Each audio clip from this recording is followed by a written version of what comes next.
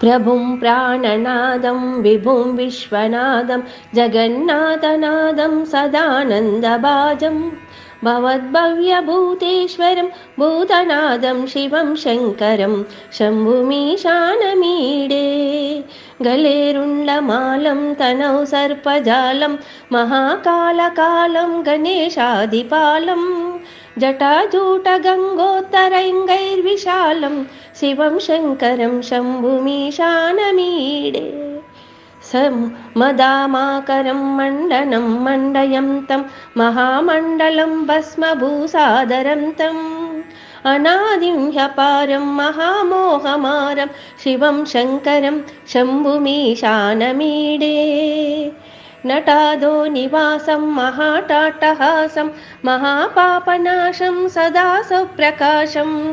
उमेशं गणेशं गिरीशं महेशं शिवं शङ्करं शम्भुमीशानमीडे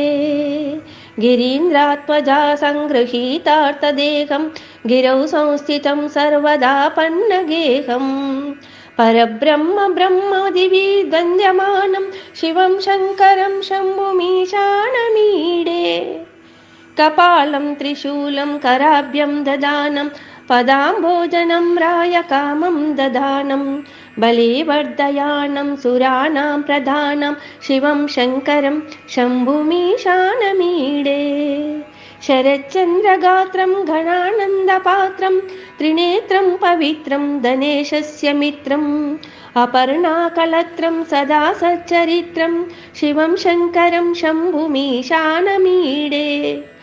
हरं सर्पहारं चिताभूविहारं भवं वेदसारं सदा निर्विकारं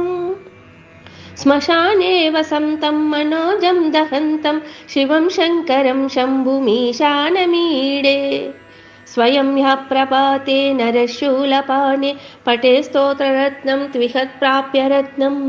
सुपुत्रं सुधान्यं सुमित्रं कलत्रं विचित्रं समाराज्य मोक्षं प्रयाति।